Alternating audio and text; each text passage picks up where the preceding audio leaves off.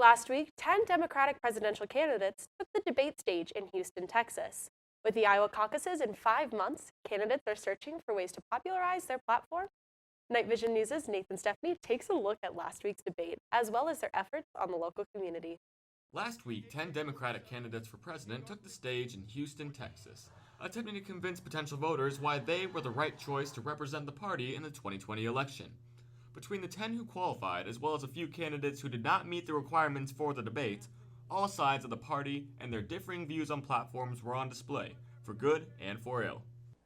It looks to me like the Democratic Party has some decisions to make about the sort of candidate they like to have. We've got some people who are really pushing hard on an extra progressive agenda. We have some that are trying to sound a little more moderate, and I think in the next months we're going to see if the polls in the Democratic Party decide that they prefer one or the other.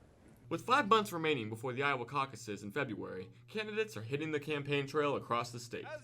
Some have already popped up in the area, like Minnesota Senator Amy Klobuchar's visit to the Waverly Area Veterans Post in August, where a variety of people got the chance to hear a message from a candidate a little lower in the polls. It ran the age gamut. I mean, we had, I know there were a handful of high school kids because they had different high school t-shirts on, and so it was a very eclectic group of people. Getting to see and know the individual voter and making them feel heard is a common cornerstone to those on the campaign trail, no matter who a candidate is or what they're running for.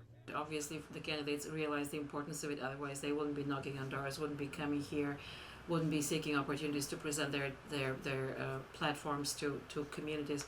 But I also think it is also very important for people, for Iowans, for people of Waverly, for the people of Waverly, to get to the candidates, in a more intimate form, and hear them, and sometimes, ask them questions that in a much bigger form, again, going back to that difference between a small town and a bigger town, that in a much bigger form perhaps wouldn't be allowed, it wouldn't be heard.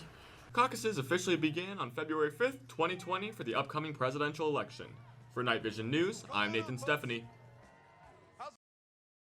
The remaining Democratic candidates will hit the debate stage again on Tuesday, October 15th.